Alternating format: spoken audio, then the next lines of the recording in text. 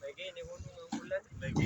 Cancel maunta tapos sige nag-cancel sabi ko hindi naman ako tapos kami na try mo balance.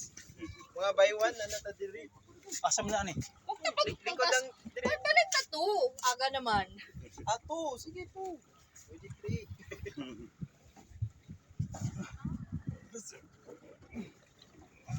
Brum brum brum. Bitawan naman. Ay, balik na. Low tide no. Ano to? Mo taas pa to o di na? Ha? Mo high tide pa? Oh, pa-highlight ni siya. So sakto lang alis natin. Mamaya pag ano, pwede na tayo mag diretso na ta. Ano ba itong makit natin to? Ako. Surprise. Ano na to, sir? Duha ka spots ta, di ba? Pwede. Ay, pila ko ka. Duha man ka dive no. Duha ta ka dive. Divers, mga divers. Makalakwat siya Mag ba? ano ta? Divers. Kalima ta dahan tas marita sa San Vicente. Asa akala ko maghilutungan. Ha? Maghilutungan. Blue Marine. Hilutungan ka? Mas maganda ba Dalima? Mas layo dito no. Layo ang hilutungan tapos ka nang puro mandag pwede dito.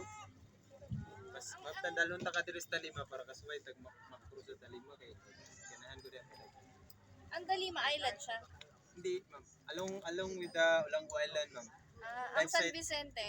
Pwede dito Same, mag same. free dive Pero sila. mas malayo. Pwede sila mag free dive. May snorkel, pwede Ah, mag-snorkel. chitski. Sila.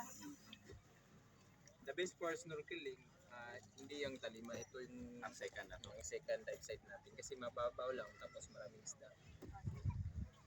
Basta para makaano po sila. Oo. Ito pa, vlogger? Vlogger?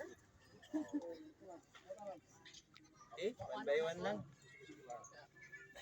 Dahan.